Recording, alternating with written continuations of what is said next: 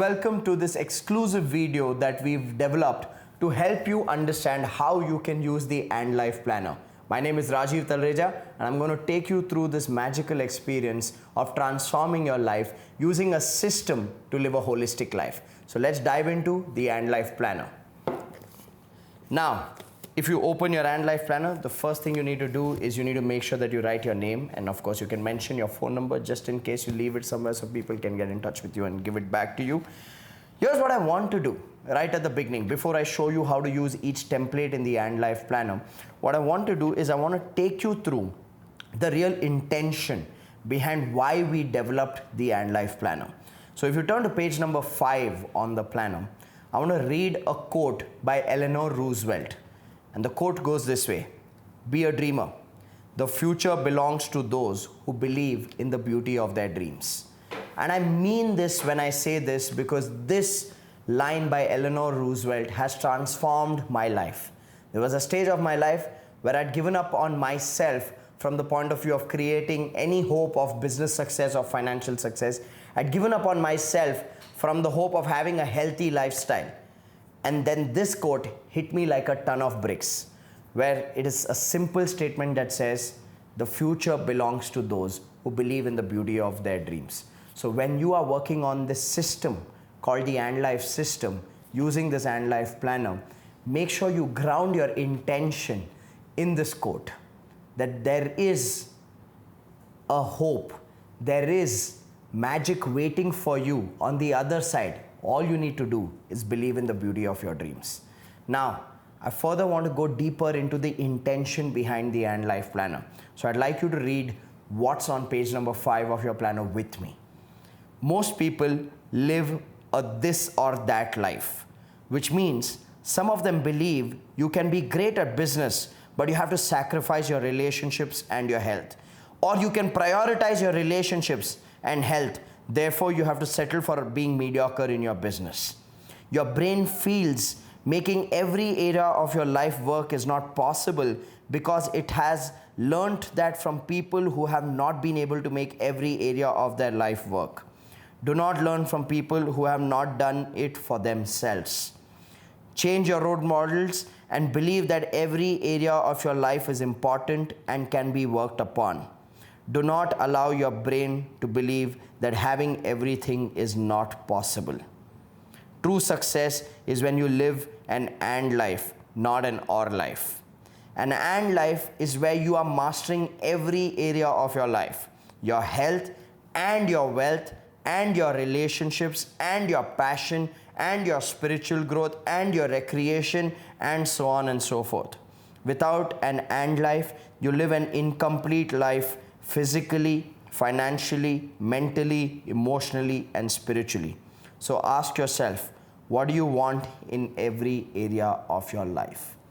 The intention behind designing this And Life Planner was to really create a tool that can ask you questions so that you can create clarity for yourself in every area of your life. Now let's dive into how you use the planner. I'd love for you to look at the template on page 6. The template on page 6 is for your long-term goals. Now this is where you will see a circle broken into a pie chart sort of a diagram where you have various areas in your life. You have your health, your wealth or your finances, your relationships, your business or your career, your recreation, your contribution, your learning and your spiritual growth. The intention of this page is for you to put down your thoughts on what you want to achieve, what you want to create, what you want to experience, or what you want to contribute in each area of your life. You choose what long-term means to you and define the timeline. Is it 5 years? Is it 10 years? Is it 20 years? Or is it 50 years? You're the best judge to decide how far you want to think, visualize, and create. Remember this. This template is a guideline. There's no right or wrong. You do it as per your convenience, as per what you resonate with, as per what you align with. Now, what I'm going to show you is how I have used this template to create some long-term goals in my life. Now, while I show you how I have used this template to create some long-term goals, I have just one request. Do not fall into the trap of comparison. Do not look at my goals and say, oh my God, Rajiv's goals are so big, my goals are so small. I think it will work for people like Rajiv, it will not work like people for me. Or don't do it the other way around. Oh, his goals are so small, my goals are bigger.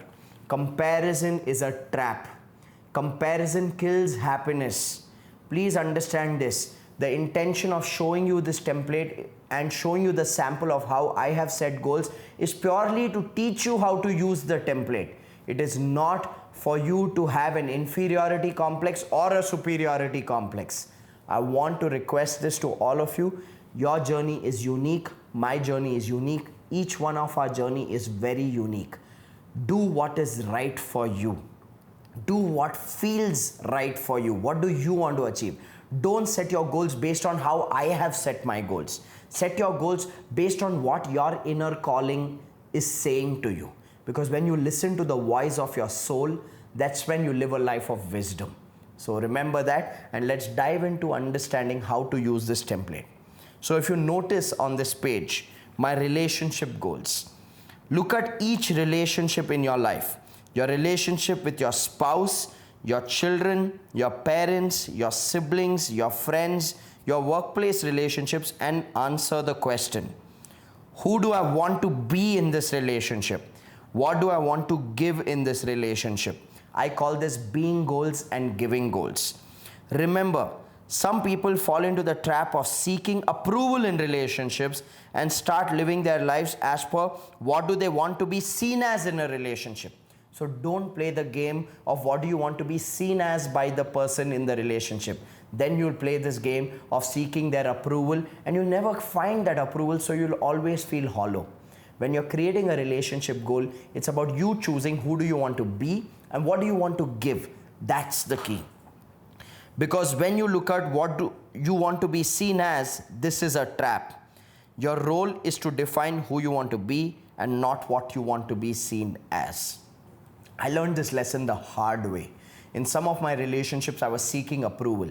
I wanted to be seen as an ideal son. And even though my parents saw me as one, because they did not express it enough, I felt hollow. Ladies and gentlemen, I want you to understand this. The desire to be seen as is a desire because it's not in our control. What's in our control is who we want to be and what we want to give. And that's the true joy of relationships. So if you look at the goals I have created for myself, with my spouse, who do I want to be? I want to be present. What do I mean by be present? It's not just about being physically present for me. For me, I want to be there in the conversation with her. I want to switch off from work and be fully present in that moment. And sometimes I have struggled with that. So this becomes a goal which is very relevant for me. You need to ask yourself, what's a relevant goal for you? Don't just blindly copy this and say, oh yeah, being present sounds like a good goal. Look at your relationship today and check, what do you need to provide today in that relationship, which will enhance the joy, the connection, the love, the happiness. So that's the question you want to ask yourself. For me, it's being present. For me, it's being aware. What do I mean by being aware?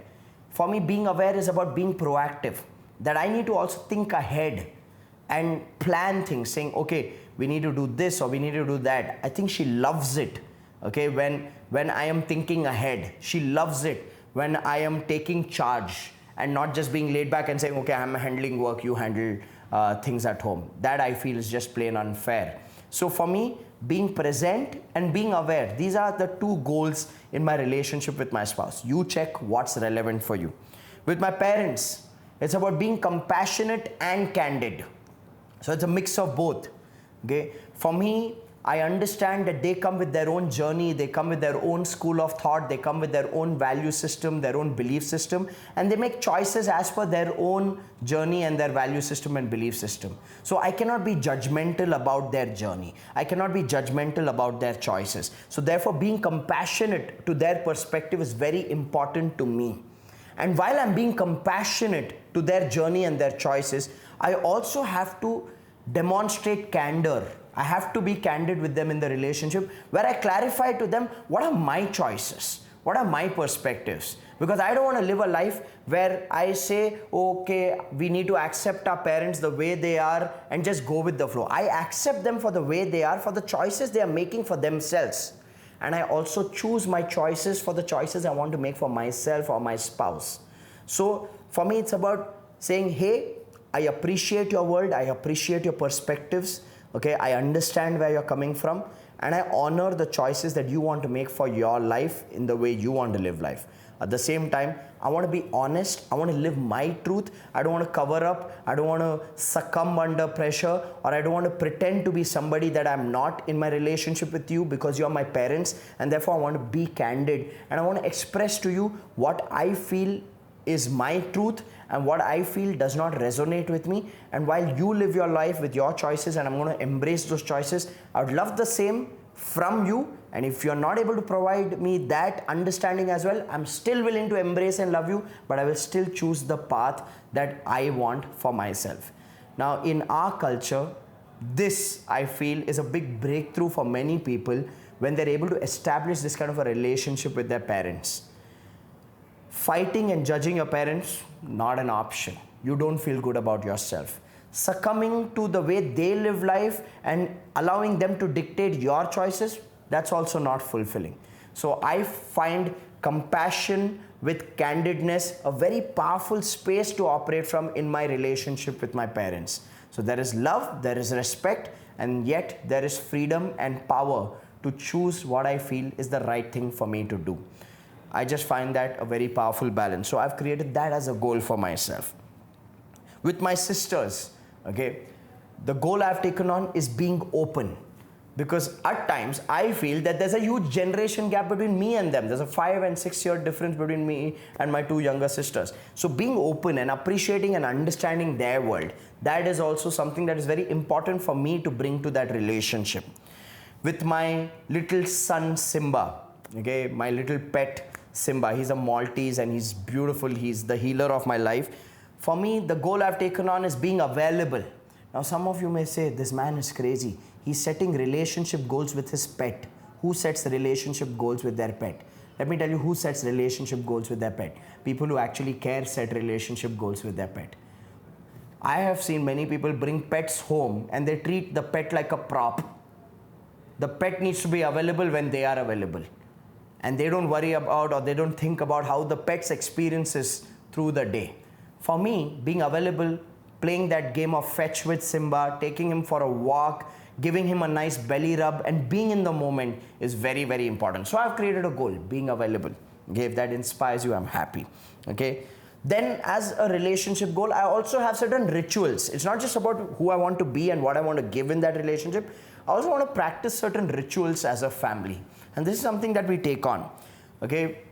With my spouse, one ritual is no matter what, dinner together. So it's not like you eat at your time, I eat at my time. It's not that kind of a relationship. Now, again, ladies and gentlemen, at this moment, I'd like to re-emphasize, these are my goals. I am not judging you if you're not eating dinner together.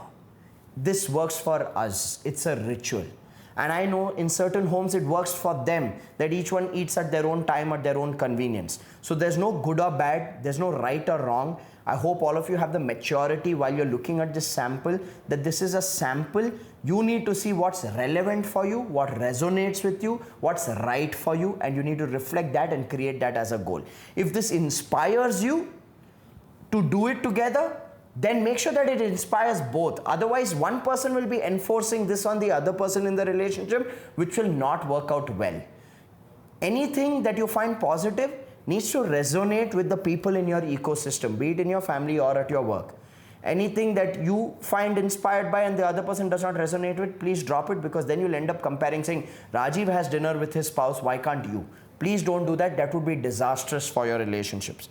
So for us, one of the rituals is dinner together. As a family, one of our rituals is twice a week we catch up. Either my parents come over to our home, or we go to their home, or we step out together twice a week for dinner. Now, I find this very, very functional. I find this more fulfilling than seeing so many other families that are living in the same home but don't even have any communication. So for us, that's a ritual that we love. One holiday per year with both our families. So we also have this ritual where we take a holiday, where we take my parents and my sisters along for a vacation once a year. And we take Bhakti's parents, my wife's parents, and her family also along with a vacation. So it's balanced on either side, where we want to make sure that it's a mutualism game. It's not just, okay, husband's parents will go out with, wife's parents we won't go out with. We don't have that kind of crap in our relationship. So these are our relationship goals. Okay, again, this is for your reference to think what kind of being goals, giving goals, and ritual goals you can create to enhance and go deeper in your relationships. So that's my relationship goals. This is my long-term goals. These are continuous goals actually. It's not like by 31st March 2025 I'll achieve these goals. These are goals that we live by on a daily basis. The next section, if you see on page number 7, the template is my financial goals, and we've broken down 4 parameters of setting financial goals: investment goals, saving goals, asset goals, and possession goals. Now again, ladies and gentlemen, this is the part of the video where I get most uncomfortable, because while demonstrating this sample, when I show you my goals, some of you may be intimidated by it, some of you may be inspired by it, and some of you may look down upon it. I repeat myself, this is only for reference. So here are my investment goals by 31st March 2025. So I've taken a horizon. I set these goals back in 2019 actually I set these goals. So I gave myself a 6-year horizon back then. So I said by 31st March 2025, in my investment goals, I have a parameter of equity portfolio. I do invest long term in the stock market. I don't do day trading. I do value investing. So I want to build an equity portfolio, which is a portfolio of at least 30 crores by 31st March 2025, and which is yielding a return of 15% per annum. I'm a very conservative person when it comes to the market. I'm happy to ride this wave of long-term investing. That's just my school of thought. It doesn't make me right, doesn't make anybody else wrong, but that's just the way I like to do things. Then I have a mutual funds goal of building a portfolio of 10 CR at 15% per annum returns by 31st March 2025. And I have another investment goal of investing in 4 properties which are yielding a rental income for myself. So I look at commercial investments over here. These are my investment goals, because investment goals means goals where the investment is yielding a return for you. So equity yields returns, mutual funds yield returns, property for rent yields returns. So I've kept these 3 goals which are important for me, and these are something that I work towards. Then comes savings goals. So you need to understand the difference between investment and saving. Investment is something that gives you a return. Saving is something that you're doing to secure yourself for a long term, where on a rainy day you can remove the umbrella. That's why you're doing the saving. So from a savings point of view, my savings goal are to do a PPF for my mom, for my dad, for Bhakti, my wife, and for myself. And I pretty much do this as a yearly ritual to put some money in public provident fund. Now, I know people may have schools of thought saying it does not give you that kind of a return, but this is what I have evaluated based on my risk portfolio, my appetite, my philosophy of investing and saving. I've put it over here. I'm not recommending anybody to do anything here. Please get a certified financial advisor to understand your income, your goals, your lifestyle, and then make choices. You need to first learn this game before you start playing this game. Some people do this with half information and misinformation, and they end up making decisions that don't give them the desired results that they expect.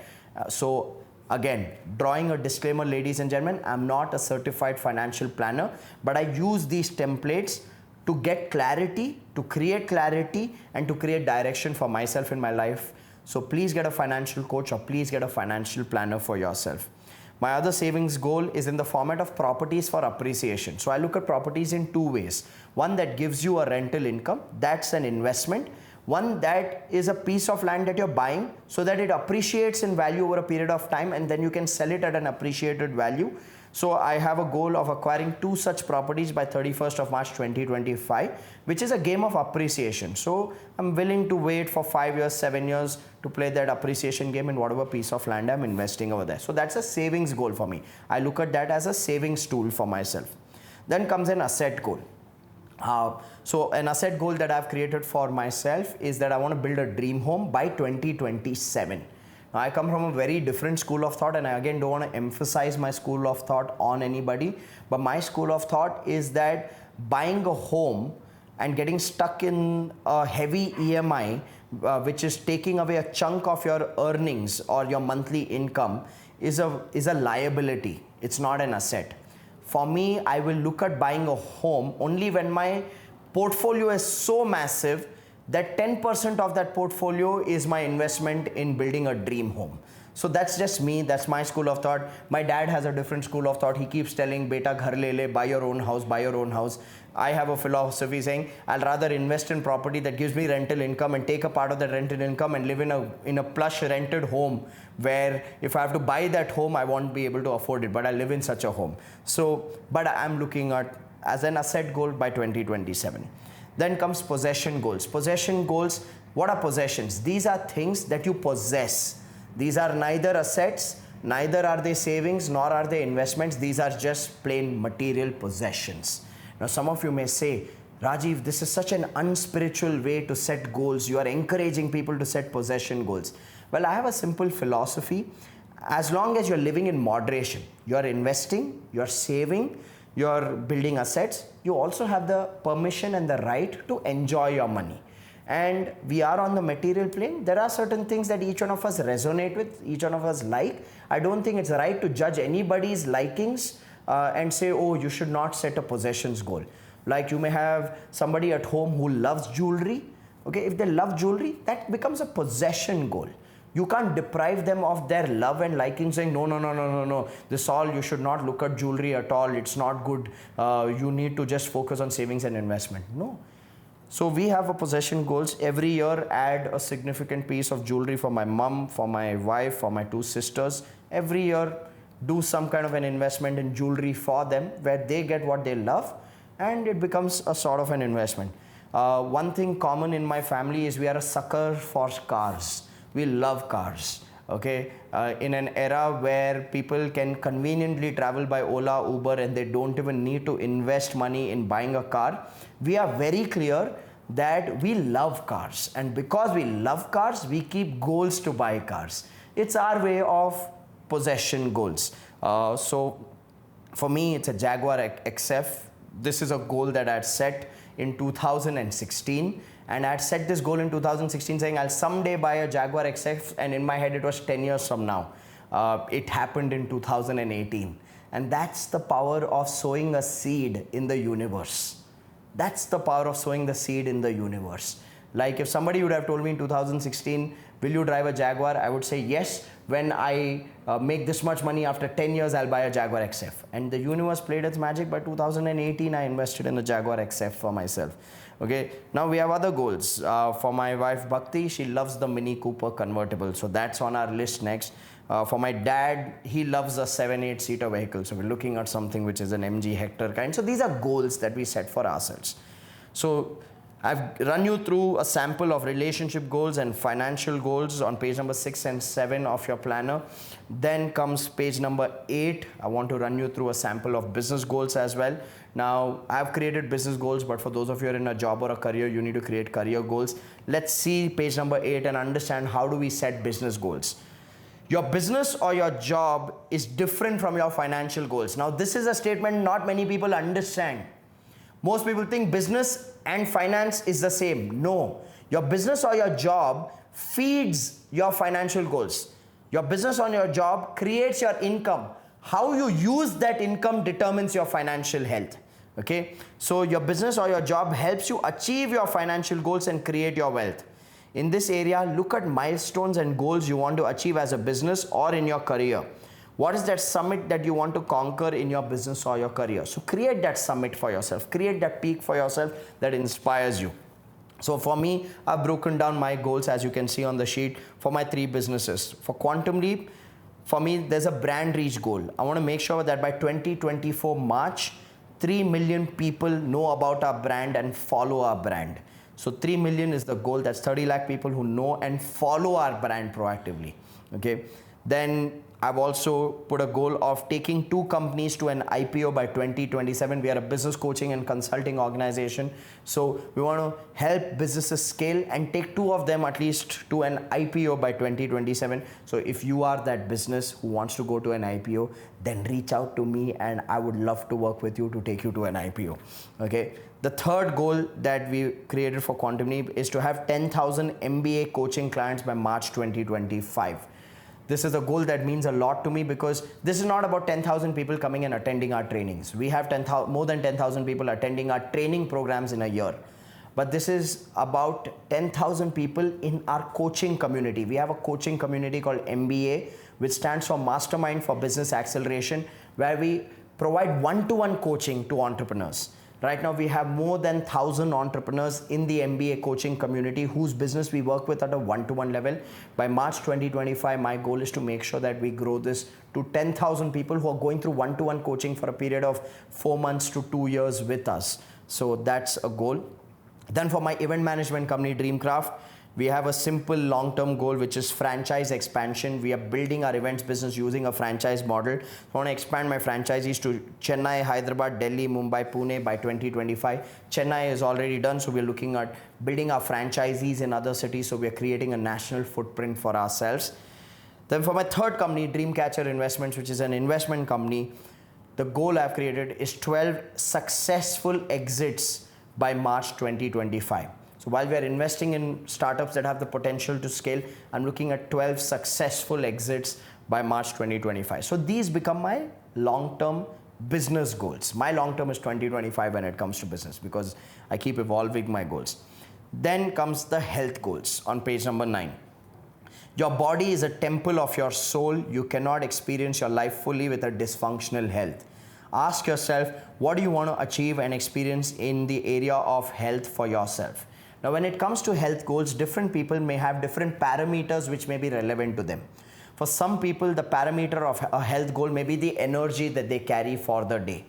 So you can rate your energy on a scale of 1 to 10, 10 being highest, 1 being lowest, and you can create a goal saying, okay, right now I'm feeling 6 out of 10 on a daily basis by the evening. I want to feel an 8 out of 10 by the evening. So the moment you set a goal like that, then you put yourself in a pursuit of figuring out what does it take to manage your energy better, what's draining your energy. You learn more about your body, you learn more about your mental health, you learn more about how to manage your energy, and you achieve those goals. So there are different parameters to set health goals. Energy may be a parameter. Immunity may be a parameter. For some people, you may be living with a condition that has been a part of your life. It's been a part of your body. Like for me, for the longest time, since my 8th grade, I woke up every morning with a running nose. It's just something that is a part of my life. So that could become an immunity goal, that I want to stop waking up in the morning with a runny nose. Okay. So if you have a condition, a headache, a body ache, a back problem, a knee problem, a neck problem, a nose problem, a respiratory condition, something that you are living with and you accepted it as a way of life, probably now is the time to consider setting a goal to reverse it. And it all starts from the mind, ladies and gentlemen. So that could be an immunity goal. So for some people, it may be an energy goal. For some people, it may be an immunity goal. For some people, it may be a fitness goal. It may be your weight, your body mass index, your inches, your measurements. So it could be a fitness goal. For some people, it can be a flexibility goal, that you may look lean and strong, but you're not flexible at all. Like you can't sit on the floor and eat food as well. So you need to have a flexibility goal. Okay. So I'm just breaking down different health parameters: energy goal, immunity goal, flexibility goal, fitness goal. You can also have an emotional health goal that may be important for you. So look at whichever parameter is relevant for you. Like here, if you see on page number 9 in the sample, I have created an immunity goal: resolve my runny nose. I created this goal back in 2017 when I was sick and tired of waking up in the morning with a runny nose. And last year in 2020, I discovered a solution for it. I went on a nutrition plan, and that helped me really wake up in the morning without a runny nose. I felt free because I didn't have to hold a kerchief right in the morning. So that was an immunity goal I created for myself. Then a fitness goal: as per my height, as per my body mass index, 67 kgs is the ideal weight. Right now I'm like 8 kgs overweight, so I'm working towards that. A 30-inch waistline. I'm in a business where I got to look good. It only adds value. So I like looking good. It's something that I love doing. So 30 inches waistline, that's a goal. Flexibility goal: I want to reach a stage where I can put my forehead on my knees with my knees being straight. So these are my health goals. So again, you need to set health goals based on whichever parameters are relevant for you, and that is what will give you direction in how to manage your health. Remember this, when you set a goal, you give yourself direction. And most people don't work on different areas of their life because they don't know what they want, and because they don't know what they want, they're not doing anything about it. That's the power of using a system like the And Life Planner to create clarity, to create direction for yourself in every area of your life. Now let's look at the next goal, learning goal. What are the areas where you want to acquire skills and knowledge in? Think not just technical or work related skills and knowledge, but also passion based learning and spiritual learning that you would want to pursue. So I like to break learning goals into 3 types. One is technical, which is related to your career or your business. Second is passion based, which is related to your interests and hobbies. Third is spiritual. I feel when you are able to break down what would you like to learn in these 3 areas, you are kind of feeding not just your intellect, but you're also feeding your soul. And I love that journey of learning. I'm a lifelong learner. I love learning. So I have set 3 goals for myself to be able to move at the next level in my investment business. I feel a technical skill or knowledge that I need to acquire is learn how to do financial valuations in the right way, so I am able to get good deals. And for my equity business, for investing in equities that I do in the stock market, I want to learn how to do fundamental analysis of stocks. Right now, I depend on a mentor, a consultant who recommends to me what to buy and gives me a rationale, but I want to learn from that mentor how to do the fundamental analysis of stocks myself. So financial valuations, fundamental analysis of stock. For my spiritual side, I want to engage myself in some Vedic studies. I want to read our Vedas because I know that there's an ocean of knowledge out there waiting to be explored. So that is something that I've set as a goal for myself, and I want to complete these goals by 2025 March for myself. So I'm giving myself the time and space, and I keep nibbling on nuggets of knowledge in these 3 areas because I know these are 3 areas that I have interest in. Okay, so those are my learning goals. You figure out what can be your learning goals from a technical point of view related to your job or your business, from a hobby and passion point of view, and from a spiritual point of view, what could be your learning goals. With that, let's move to the contribution goals. What do you want to give back to this planet and its people? What cause are you genuinely passionate about, and what would you like to contribute? Now, this is a very important question for each person to answer. First, you need to have clarity. What cause excites you? What cause do you feel passionate about? Second, what can you provide? Can you provide money? Can you provide time? Can you provide effort? Can you provide ideas? Like for me, I'm very clear. I can't provide the time and effort, but I can provide the financial resources. So I have a lifelong commitment that 5% of my earnings will go to education, food, and healthcare. That's my goal. Then comes the next type of goal, which is recreation goals. What makes you happy? What do you enjoy doing? What is it that makes you feel pampered and fulfilled? Is it traveling, reading, playing a sport, or just watching movies? Now you need to ask yourself, what is your way of just switching off and refueling yourself? And each person needs to have something in their life where they're just recreating. I love the word recreation because it's a combination of 2 words, recreation. If you want to come back into a creation zone, you first need to recreate yourself. Allow yourself to refuel so that you can recreate. So I love setting recreation goals. For me, I'm very, very clear. Travel is what ignites my spirit. In fact, I go to the extent of saying this to people that I live to travel. When the pandemic struck in 2020 and there was restriction on travel, I felt depressed, not because business got challenging. I felt depressed not because we were locked in the 4 walls of our home. I felt depressed because I could not travel. That's how important travel is for me. So I have very aggressive travel goals, and that's my way of recreating, which is to do 150 countries by 2050. We are already 20 plus countries down. So we have an average, me and Bhakti have an average as a couple of doing 3 countries per year, plus doing 3 Indian destinations per year. In fact, the moment the pandemic's lockdown restrictions relaxed, Bhakti and I went berserk. Within 6 months of the relaxation, we did 9 vacations, which was absolutely crazy according to people. But yeah, we know what works for us, right? We love recreating. So recreation goals. So that's how you set goals, ladies and gentlemen, using the template that is available to you on page number 6, 7, 8 and 9 in every area of your life. These are like long-term goals, some may be immediately in motion goals, but this is where you give yourself a long-term perspective and direction in every single area of your life. I hope you watching this sample is giving you an idea, is igniting some thoughts for you on how you can use this template to create your own goals. I repeat myself, never compare. Do what's true for you, what resonates with you, what excites you, what aligns with you. There's no right or wrong. This is a framework. Each one of you need to tailor this framework based on what works for you. The next page of the And Life Planner is a very, very important section for me personally. This is what turns my long-term goals into immediate actionable steps. I call this the dream achievement calendar or the dreams achievement calendar.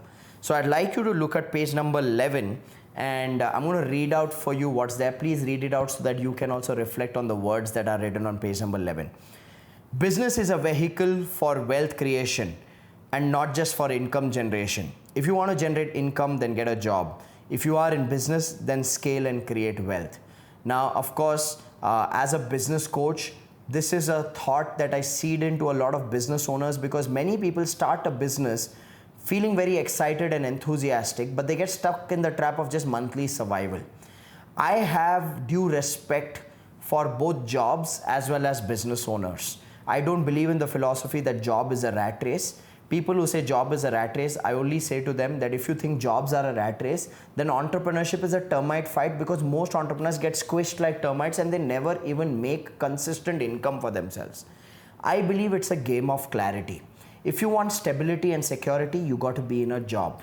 If you want to create wealth, then you want to build a business. Now, most people, they quit jobs, start a business, but they don't build a business. They get stuck in this trap called self-employment where they are doing everything by themselves. They're doing what their team members are supposed to do. They're paying salaries on time, but they're not able to pay themselves consistently. That's not called building a business. Now, that's a whole topic in itself, which is what I talk about and teach people how to get out of this trap of self-employment in my 3-day business space program. But I put this thought here because I want you to be clear. If you're playing the income generation game, then job is the best vehicle. If you're playing the wealth creation game, then business is the best vehicle. Now, does that mean that in a job you cannot create wealth? No, that does not mean that. It only means that the chances for a person to get into a job and then become or reach a position where they're making a significant amount of income, which they can then save and invest to create a massive net worth for themselves, that is a little more difficult in comparison to building your own business. Right? So that's what I mean by this statement right on top. Now let's understand what is the intention of the dreams achievement calendar. Now that you have your long-term dreams in all aspects of your life, plan which part of the goals you want to achieve in the next 1 year. So you've created your long-term goals using the And Life Planner on page 6, 7, 8 and 9. Now you have those long-term goals. Now it's time to break it down into what do you want to achieve in the next 1 year. The idea here is to calendar your dreams and also quantify the money required to fulfill them. This gives you amazing clarity to know what is it that you need to earn to fulfill your goals. So now we are working backwards. We are saying you created your long-term goals. We're going to take some of those goals and put them as a goal for the coming year and then quantify them in terms of money. What is it going to take so that you have an earning goal for yourself? I find this a very powerful and meaningful way of setting goals for myself to be able to achieve that income. You may start with a small amount in investments and savings, but don't judge it. It will grow. The key is consistency and making this a way of life. I don't have to emphasize on the importance of what I just read out for all of you.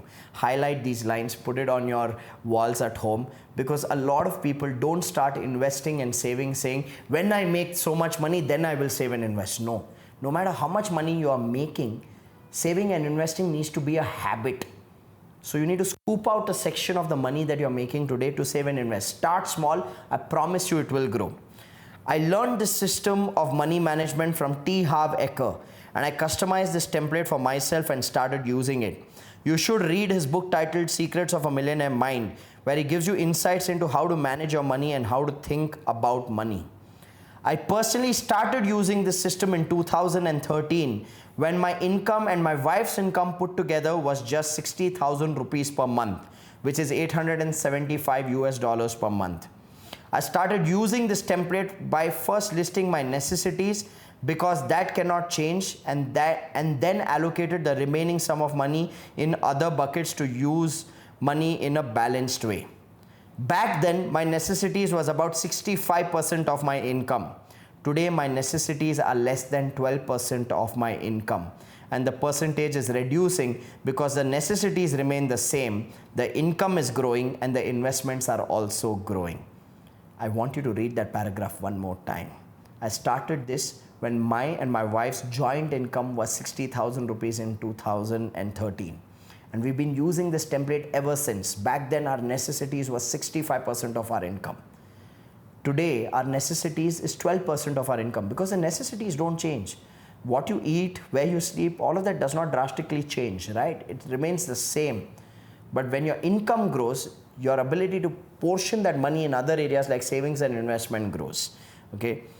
So learn to reward yourself by enjoying your money. You need to fulfill your soul for your mind and body to work harder. Experience the money by using it to do what you love. So here's what I always believe. Every individual needs to have a balanced relationship with money. You need to spend the money on your necessities. You need to save a portion of that money for your future. You need to invest a portion of that money for growing your personal net worth. You need to spend a portion of that money for your recreation and enjoyment. You need to use a portion of that money to contribute and make a difference. And you need to invest that money in growing your skills and your knowledge also, so you can grow your income. That's why I love the template given or taught by T. Harv Eker. So if you turn to page number 12 and 13. Now, for this video training, to illustrate how to use this dreams achievement calendar, I am not taking the example of my dreams and my income, because it may be intimidating for some of you and it may seem unrealistic. So what I have done is this. I have taken a mean average income where I have a couple who are my clients. Their name is Deepak and Shruti. Deepak earns a monthly income of 1,25,000 rupees from his business, and Shruti is in a job where she makes 40,000 rupees for herself. So jointly as a couple, they make 19,80,000 rupees per annum, which is 1,65,000 rupees per month. I am not showing you my dreams achievement calendar because I don't want it to be intimidating or unrealistic. I think if I take a mean average income as a couple of 1.5 to 2 lakhs, it'd be more realistic to more people. So I've taken Deepak and Shruti's example to demonstrate how they create or how they use the dream achievements calendar. So on page number 12 and 13, you have the same template. You can refer to the sample of Deepak and Shruti, which is mentioned or which we are demonstrating here on the video. So how I allocate my money. Use the template below to create your goals in all areas. Do this exercise with your spouse or as a family. It gets everyone involved, everyone excited, and everyone aware about the laws of having a balanced relationship with money. Also note, you don't have to invest or save or spend or enjoy in each one of the elements mentioned in the particulars column. These are just options and ways available to invest, save, utilize, and enjoy. Take what's relevant for you and be balanced. So I hope that point is clear to all of you. You don't have to invest in every area of the particulars column. So let's look at Deepak and Shruti's money allocation using the system of T. Harv Eker. So if you see the categories column first, there's investments, there's savings, there's necessities, there's contribution, there's enjoyment and education. Then you see the particulars column. Now, there are ways you can invest your money for it to grow. One is investing in equities in the stock market. Second is investing in mutual funds. Third is investing in other businesses where you are earning an equity, because that can yield you a return as well. Fourth is investing in properties that give you a rental income. These are ways of investing money. Then there are multiple options for savings, and I'm not saying these are the only options. You may have other options as well. You could save your money by investing or putting your money, setting aside your money in a PPF scheme. or in any kind of tax savers or bonds that are available in the market. You can save your money by putting your money in an insurance. And I'm not talking about a term insurance. I'm talking about other insurance schemes where it's a savings plan, where over a period of time you get money back in a multiplied manner. So saving your money in those insurance products, not the term insurance products, those are savings plans. Then you can save money by investing in properties which will appreciate. So property for sale, that's a long-term saving mechanism. Or you can save money in precious metals like gold and silver, or you can have cash savings. In necessities, these are essentials. You have your monthly home expenses. A term insurance can be looked at as a necessity that can be done for the primary earning members of the family. You may have certain loan commitments, EMIs, some house rent or EMIs for your home, car EMIs, home appliances, or any other miscellaneous expenses like your children's education. So you need to enter parameters. That's why we've given you blank spaces, which are your necessities, your conveyance, your travel expenses.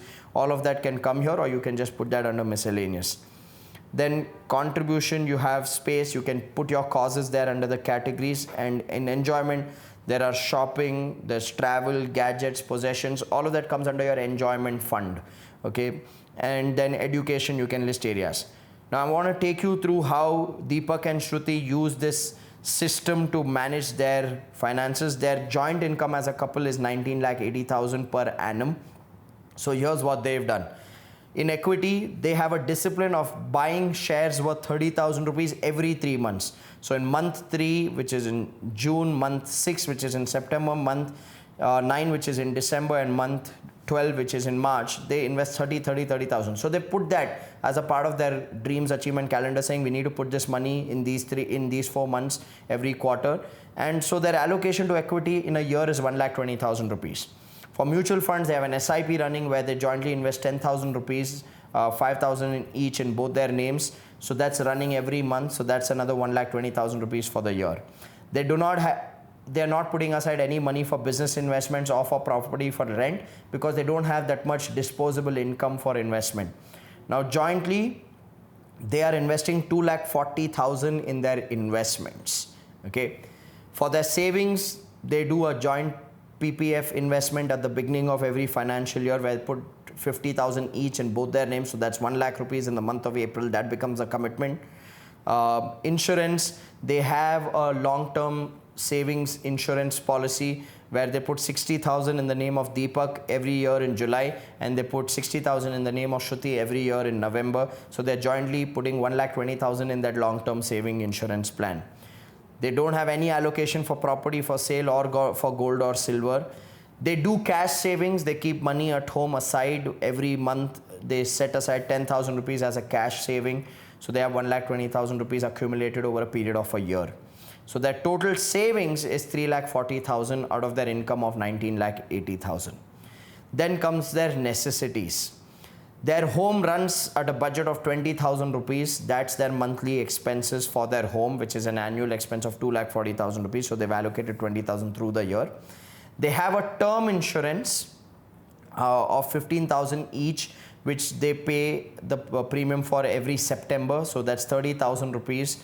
It comes up to a total of 1.3 crores in maturity. So they've taken a term insurance as well. They are loan free. They don't have any loans or EMIs, so there's no money going there. But they have a home on rent for which they pay 20,000 rupees a month rental, which is 2,40,000 rupees. They have a car EMI of 12,000 rupees going out per month. Then they have a goal of home appliances. They want to buy a new TV in the month of November. So you can see 50,000 rupees is a budget allocated. And you know, this is what makes this goal setting exercise so meaningful.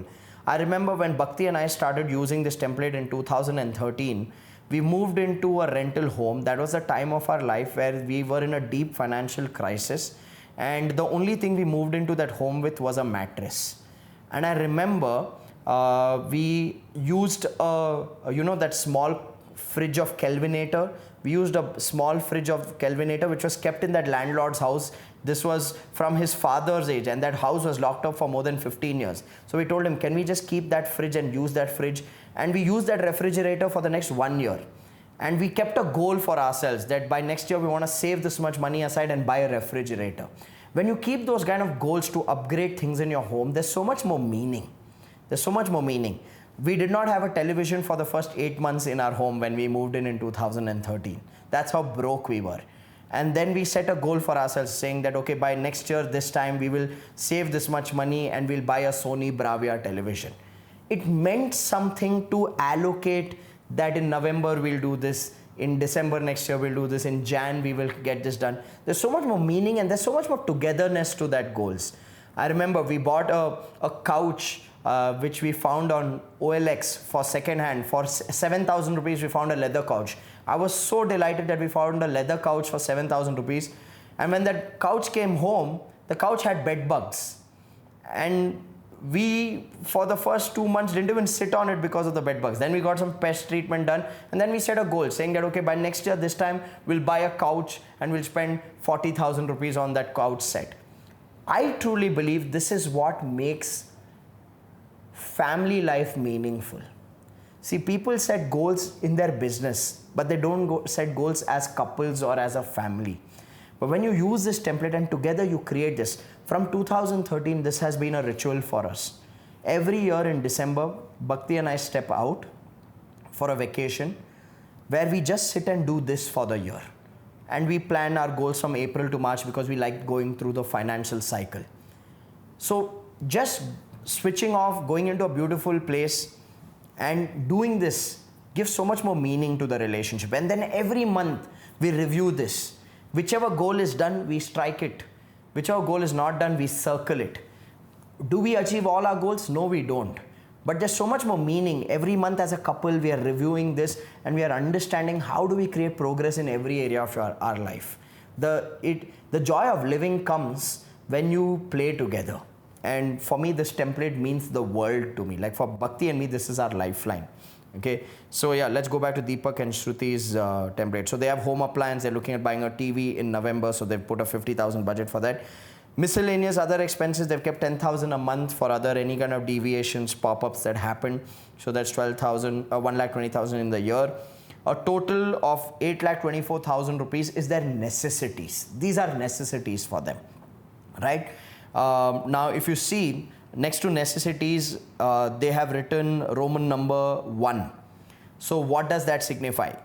When you are using this template, you first start by putting down your necessities. Now, when they put down their necessities, it is 8,24,000 rupees per annum. They know, okay, this much money is not available at our disposal. Then Roman number 2 is next to investments. They've put it on this template here because they say once your necessities are clear, then from the remaining money, take a portion and have an investment habit. So they've allocated 2,40,000 per annum on investments. Then they've allocated savings, 3,40,000 per annum on savings. So that's the third priority.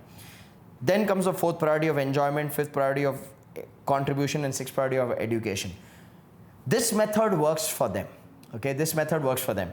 The only thing that is standard in this method that I would recommend is necessities first, savings and investments second and third, okay, or third and second, whichever way you'd like it. And then you choose your scale of priority. For Shruti and Deepak, enjoyment comes fourth. Now, some people are too moral in their life and they say, no, contribution should come and education should come. You choose what your level of priority is for number 4, 5, and 6. First 3 we are prescribing, next 3 you generate and decide as a family. So for contribution, they have a budget of 90,000 per year. So they have 3 causes that they like to donate to. One is an education cause, which every month in the every year in the month of May they pay 30,000 rupees, which is an annual fee of an underprivileged, economically deprived kid. So for their annual education, they spend 30,000 rupees. For healthcare, they do a donation in December every year. And when I asked Deepak and Shruti the significance of December, they said that Deepak's mother passed away in the month of December. So every year, due to health ailments, so every year in her name, they donate 30,000 rupees towards a charitable hospital. And in March, they donate towards old age 30,000 rupees every year, and that's to signify and honor the demise of Shruti's mum as well. So they have 90,000 rupees allocated to contribution year on year. you see, there's so much more meaning, right? So if you're in April, you know, okay, next month we need to do something for a child's education, or next in October you can say, okay, what are we doing in December for healthcare? So it kind of brings you together. Then comes enjoyment section. So they've kept a shopping budget. They've kind of mapped their shopping calendar with all the sales that happen. So in June, July, there are usually monsoon sales. So they've kept a budget of 20,000 rupees to buy things that they would love to buy, be it clothes or jewelry or whatever that they like. In November, during Diwali time, they've kept a 30,000 rupee budget, saying that that's the time where you kind of buy new stuff for yourself. And in Feb, sometimes year-end sales, summer setting in, they kept 10,000 rupees for shopping. So they have a 60,000 budget for shopping every year.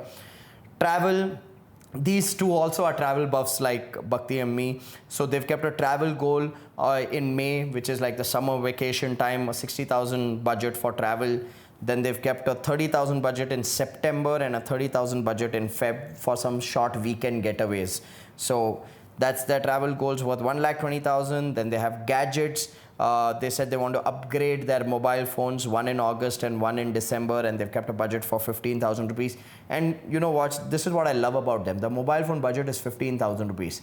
I know people who have a salary of 20,000 rupees and they spend 1,20,000 rupees on an Apple iPhone. That's called disproportionate spending. Now, of course, if that 1,20,000 rupees is your entire enjoyment fund and that's the only thing that you want to do, please serve yourself, do it. But this is a great way of spanning things out. Possessions, November, they've kept a jewelry goal of 60,000 rupees. Very auspicious for them, Diwali, to buy jewelry. Then they've also kept an outings goal. This is apart from travel, where they love having fun on the weekends, go out, dine out in good places, okay, get a drink or something. So they've kept a budget of 5,000 rupees every month as an outings budget. Catch a movie, okay, or go out to a lounge, have a drink. So they've kept it pretty balanced for themselves.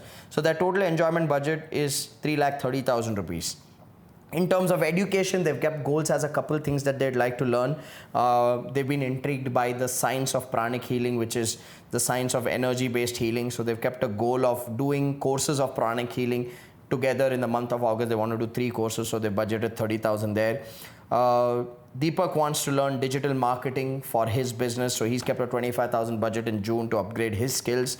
And together as a couple, they are very health conscious, so they've invested with a nutritionist who charges a 5,000 rupees monthly retainer and prescribes their diet plan as well as their exercise plan, which they do from home itself. And they've kept a budget of 5,000 per month, which is 60,000. A total education budget of 1,15,000. Now, if you see this, the total that they are actually utilizing from their income of 19,80,000 is 19,39,000 in the grand total column. And if you see, there's a last column of percentage.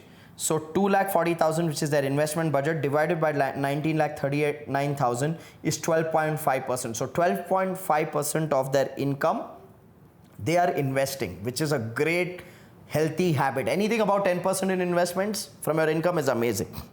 Then 3,40,000 from 19,39,000 is their savings. That's 17.5%, which is again amazing. Anything about 10% in savings is phenomenal. So jointly in their savings and investments alone, 30% of their income is going. Applaud for them because they're balancing things. 42.5% of their income is going in necessities. Okay, 4.5% in contribution, 17% in enjoyment, and 6% in education. That's how they totaled up the 100% of the 19,39,000. Of course, they also have some 41,000 disposable here and there. They can accommodate that. But how many of you realize when you create a dreams achievement calendar using the system of T. Harv Eker of investment, savings, necessities, contribution, enjoyment, and education, you give yourself direction, you give yourself a fulfilling life, and you give yourself a balanced relationship with money. Now, when Bhakti and I started it, like I mentioned in the previous page, that more than 65% of our income was going in our necessities, which is very, very possible for some of you, that your necessities itself have gone really high. So 2 things you need to do if your necessities are above 55%. One is you really need to evaluate the expenditures you are having on your necessities to check, are they really necessary? See, if your necessities are more than 60%, then there's something wrong. You are probably treating your luxuries as your necessities. Like there's no meaning in and this is a personal philosophy. Again, don't kill me for it. Take it if it makes sense. Disagree to it if it doesn't make sense. There's no meaning in committing yourself to a 2 lakh rupee house EMI if your monthly salary or your monthly income is 2.5 lakh rupees. Because then paying that EMI becomes a necessity, okay, and you're choking yourself. Now, some people may argue saying, but Rajiv, that's building an asset. Okay, great. If that's your school of thought, suit yourself, where you're preparing yourself saying for 25 years, we'll have a compromised life till we repay this home loan for ourselves. It's a philosophy I don't subscribe to, so I don't prescribe it. Again, I respect each person's individuality, but I'm giving you perspectives, right? So I want you to consider this, that if your necessities are beyond 50 or 60% of your income, you need to check two things. Number one, the items you've listed under your necessities, are they really your necessities or you're overshooting yourself? Are you overshooting yourself? Second, okay, so the second thing is, if your necessities are genuine but they are high, then you better buckle up and set an aggressive income and earning goal for yourself, and you develop your skills to do whatever it takes to achieve that income or earning. So either you realign your necessities for it to be between 50 to 60% range, okay, Harvecker says 55%, or you buckle up and you increase your income. Because your necessities will remain the same, you need to buckle up and increase your income. And the only way to buckle up and increase your income is to invest in education, where you develop skills and knowledge which can allow you to grow in your job or your career, and which can allow you to grow in your business. That's the only way to buckle up your income. It's not just about working hard. So education may become a priority expenditure for you. So that's the template on how do you allocate your dreams achievement calendar. I find this the most fulfilling part of the And Life planner. It's something very personal for me, and I love it when people use this and they message me and say, Rajiv, I did this with my spouse, we did this as a family, it was so fulfilling. So make sure you use this template. The next part of the And Life planner, if you move to page number 14, is a business goal sheet. This is exclusively for business owners. Because I truly believe that one should never lose sight from their business aspiration goals. So you read it out on page number 14. Never lose sight of your aspiration goals. Put them right here and see it ever so often. Make your goals a must have and not a should or could have. Remember, these are your smart business goals. So you need to make sure the goals are specific, measurable, attainable, relevant, time bound. Now this template which you see on page number 14 and 15, I teach in detail at my 3-day business space program. Now those of you who have already attended the business space program, this is where you put your goals for yourself, so you revisit them again and again. For those of you who have not attended the business space program, I'm going to give you a crash course on these different types of business goals, but I would highly recommend that you explore the 3-day business space program to have detailed and specific goals. So let's take you through a crash course. Under your financial goals, there are 4 types of goals that you could have. A revenue goal, which is your top line or your sales target. A cash flow goal, which is your liquidity goal, because for some people they run out of cash, they have liquidity challenges. So you need to have a cash flow goal. How to set it, I teach at the business space program. A profitability goal, which is how much gross margin you want on your product or service and how much net profit you want to earn. So you need to have clarity of what a profitability goal can be, and a personal income goal, because at the end of the day, that's also a critical financial goal for you to set from your business so that you can fuel your dreams. So 4 types of financial goals: revenue goal, cash flow goal, profitability goal, and personal income goal. Then the next type of goal is called customer focused goals. Now this is where you can break down 2 types of customer focused goals. One is a new markets goal. What new geographies, what new industries, what new segments can you target to sell your product or service? How can you expand your customer reach by either exploring new geographies or new segments?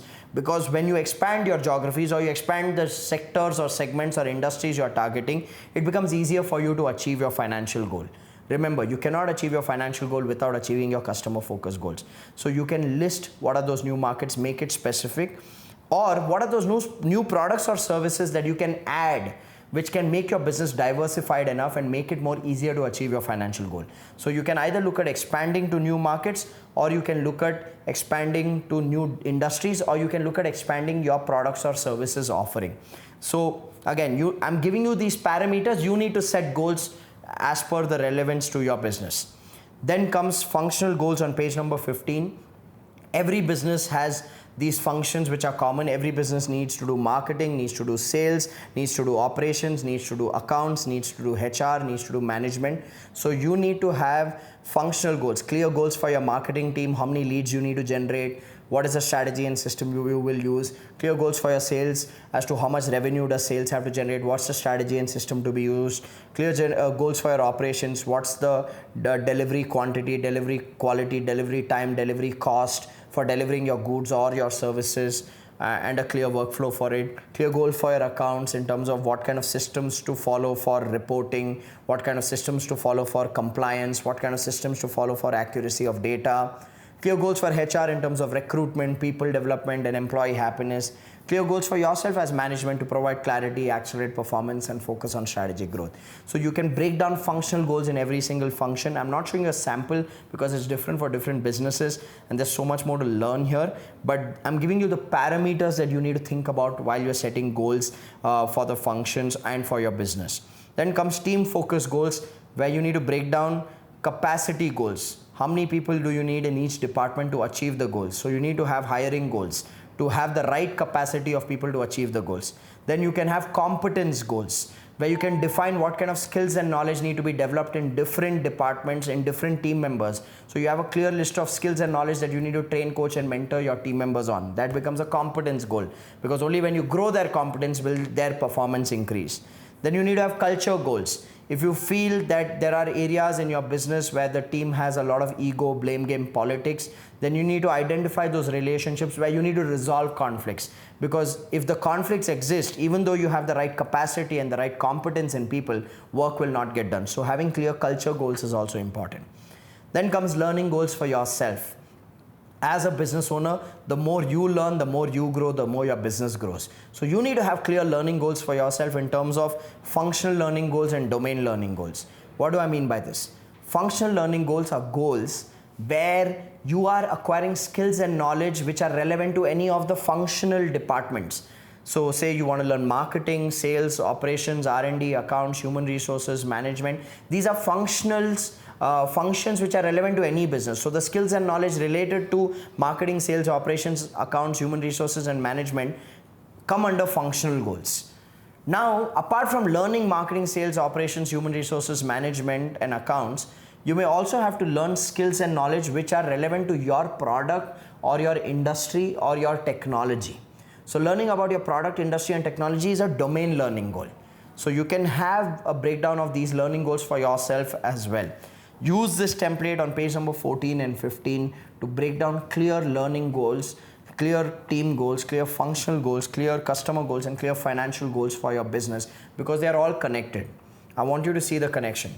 To achieve your financial goals, you need to set goals and achieve customer focus goals. To achieve your customer focus goals, you need to set and achieve your functional goals. To achieve your functional goals, you need to set and achieve team goals. And to build that kind of team, you need to set and achieve your learning goals. So this is a very powerful template for business goal setting, which is on page number 14 and 15. Now I'd like to show you the template on page number 16 and 17, which is your role clarity template. Again, I teach this in detail at the Business Space program, and I have a specific template for business owners and for other people on your team. But in the And Life system, I think it is important for you to have your long-term goals, and then your dreams achievement calendar for the year, and then your business goals, and then from there, what is your role in the business goal, and then manage your time. So everything, this becomes your life management system, your business management system. That's the power of the And Life Planner. So let's look at the role clarity template. Here I will demonstrate to you my role in my business, and you see how I use this role clarity template to further manage my week and my day, because that's the next template that's coming your way. So if you look at my role is Chief Expressions Officer. That's what we mean when we say CEO in our company. My job is to express. That's what I'm good at. So Chief Expressions Officer. Then we have key responsibility areas. So if you're a business owner, stuff like management, marketing, sales, and operations are your 4 priority in the specific sequence, because these are core business functions, right? So in my business, my 3 priorities are, my top key responsibility areas are management, training, and marketing. So I head the management, I head the training, I head the marketing. My business partner Karan's responsibility is again management, okay, and then operations, he takes care of the operations. Our entire team of coaches report to him, okay, and he does operations, he does finance, and he does management. My business partner Pranav, he focuses on management plus new initiatives and sales. So he's on new initiatives and sales. So we, amongst the three of us, we've kind of divided core responsibilities. Now, once you have your key responsibilities areas, then you need to have tasks and activities to fulfill each responsibility. So these are the tasks and activities typically that I do under each one of my responsibilities. So if you see the template, you see the sample, it says under management, I have 7 tasks. I participate in my partner's STOP meeting. Now, those of you who attended the PACE program, you know STOP is a review meeting template. Those of you who have not attended the PACE program, STOP is a review meeting system that we teach at the PACE program, and I run my business on that system that I teach, which is to do strategic, tactical, operational performance review meetings. So I have a strategic, tactical meeting at the level of my business partners for both my businesses, Quantum Leap and for Dreamcraft. So I have a strategic and tactical meeting with Karan and Pranav based on the strategic tactical cycle, and I have a strategic and tactical meeting with Bhakti as well as my business partner in Dreamcraft events. Then under management, the other role I play is monthly one-to-ones with Chetan, who's my marketing head. So I do one-to-ones with Chetan for Quantum Leap. I do one-to-ones for marketing with Priyanka, who heads marketing in Dreamcraft. And I also participate in our strategic and tactical meetings with the core team. So we have a second line of leaders, which is our management team in Quantum Leap. So that is also a part of my management responsibility to be in that meeting. I also take part in the strategic meeting of my events company, Dreamcraft Events. I also do monthly one-to-ones with my community engagement head, Vinay, because that's a responsibility I kind of champion with him. And I do a monthly one-to-one with Pranav for Dreamcatcher Investments, because that's predominantly his baby and he's building it. So I'm very clear, these are my management activities, to be a part of these meetings, to be a part of these one-to-ones, to set the ball rolling in motion, to track, to review, to give feedback, to ideate, to brainstorm. These are my critical meetings, and this is how I fulfill my responsibility as management. My second responsibility is trainings. I love training, I'm good at it, and that's my primary role apart from management in the business. So I do business breakthrough seminars, I do success growth summits. These are the events which I frequently train at. I do my PACE program once in 40-50 days. I do a marketing mastery program once a year. I do a sales accelerator program once a year. I do a breakthrough life program to live a holistic life once a year. And for those of you using the And Life, make sure you attend the breakthrough life program with your families, friends, team members, with everybody. I do that once a year as a passion project. I do a Game Changers masterclass once in 2 weeks. I'm building a community of trainers and coaches just to be able to give back to trainers and coaches. So I bring in other experts who run a masterclass for 2 hours every 2 weeks. So I am there moderating that masterclass.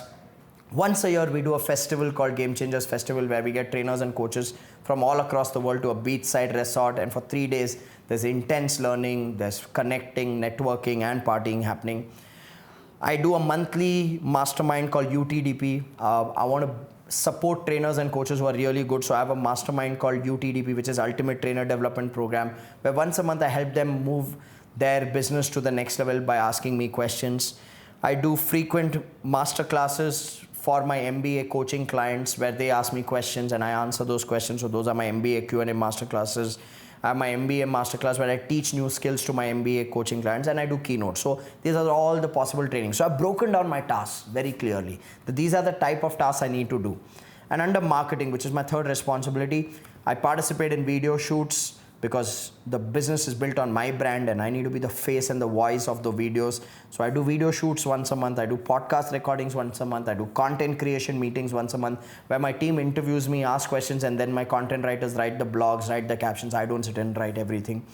I participate in Instagram or Facebook Lives. I participate in interviews when a media channel reaches out to do an interview. For me, that's a marketing initiative. And I also personally love to do responses on Instagram and LinkedIn. So I do that as a part of my marketing. Then comes the measurement metrics, how I measure my own progress. Business plan implementation. So we have a dashboard to track the implementation of all our initiatives. So I measure my success as a CEO based on the implementation of the business plan. I also measure my success as the CEO of both the businesses by measuring the financial goal achievement and the marketing goal achievement. Now, each one of you, based on the roles you play, you need to break down your key responsibilities, break down tasks and activities under that role and the measurement metrics. When you have this, you have clarity of your role. So make sure you use this template to do role clarity exercise for yourself, because when you clear the chaos at the top, then the chaos across the organization gets cleared. So let's review what we've seen in the And Life Planner so far. You started with creating long-term goals in the 7 areas of your life. From those long-term goals, you broke it down into a dreams achievement calendar where you used T. Harv Eker's system of 6 uses of money, and you've calendared it for the year. Now from there, you created your business goals where you used my system of setting holistic goals in terms of financial, customer, functional, team and learning. Then you broke it down into a role clarity template where you have defined what is your role. So what you need to understand is this: we are working backwards from your long-term goal to your annual goal to your business goal to your role. And now, how do you utilize your time? How do you plan your time?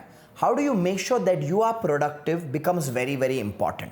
So if you move to the next page in the planner, you will see a heading that says my goals for the month of dash. Now you can use this planner to break down your goals for the coming month. So in the planner, you have sections for each month, for 12 months at least. So you can break it down into my goals for the month of April, my goals for the month of May. So for each month, you have a section. Now from your goals for the month, if you turn to the next page, you will see my goals for the week or my weekly deliverables for the week of dash. And you can break down that month into week, and you'll have 4 or 5 pages for breaking down the month goal into week goals. And right next to my weekly deliverable for the week of dash, you can break it down into each day. So if you see my daily calendar for the week of dash, and you'll have your Monday, Tuesday, Wednesday, Thursday, Friday, Saturday, Sunday. So you have your 7 days there. Now what I want to do is I want to show you a sample on how I have been using this system since 2013 to even manage my time and my focus. So this is a very powerful system. So I want to take you back a little bit in time, and I want to show you how my goals are broken down on the And Life Planner using the templates that are in the And Life Planner.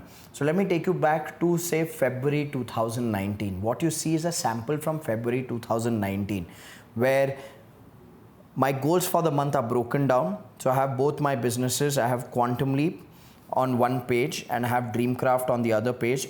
Under each business, based on my role, I've listed my responsibilities. So under Quantum Leap, training, management and marketing, and I've also listed creation because there's some new ideation creation that I had to do that month.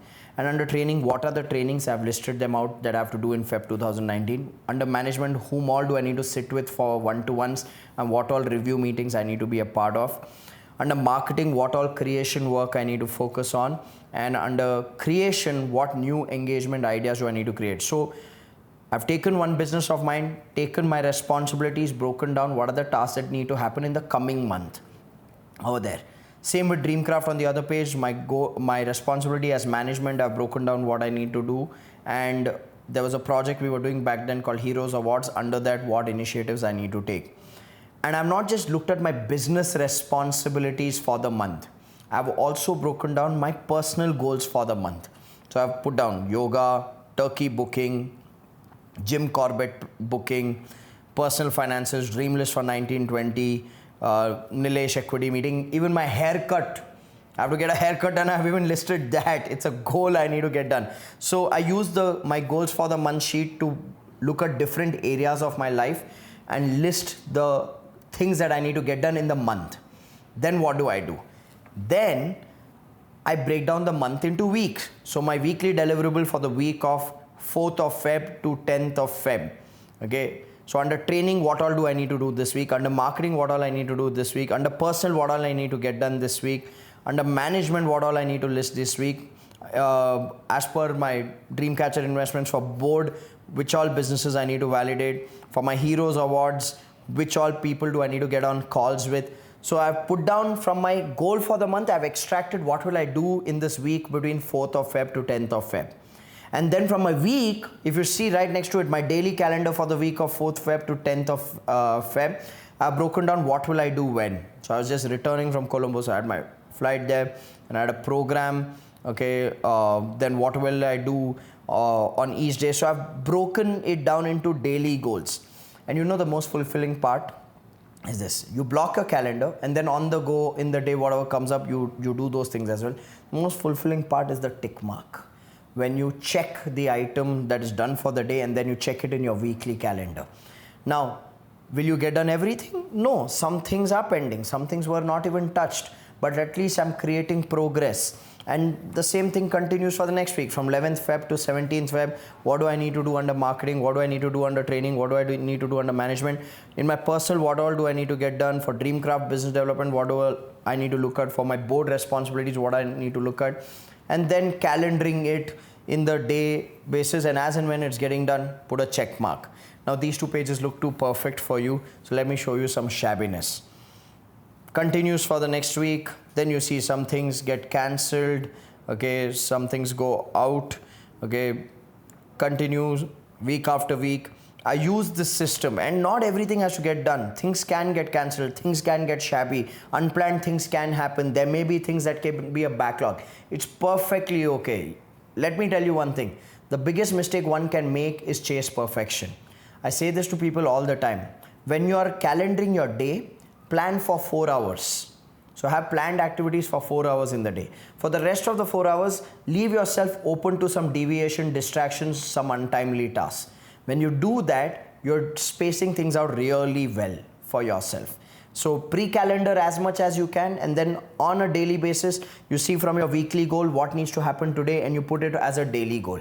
On a weekly basis, you look at the monthly goal and you prepare your goals for the week. So it's a step-by-step system where from your long-term goals, you've broken down an annual dreams achievement calendar. Now from your annual dreams achievement calendar, you need to break it down into monthly goals in every area of your life. And from your monthly goal, you need to break it down into a weekly goal, from a weekly to a daily goal. And you don't plan for more than 4 hours in a day. And once you use the monthly, weekly and daily planner for mapping your productivity, for getting things done, then at the end of each month, you see the sheet which is called reflections of the month, where you have your wins for the month, wins of the month, learnings of the month, and gratitude list for the month.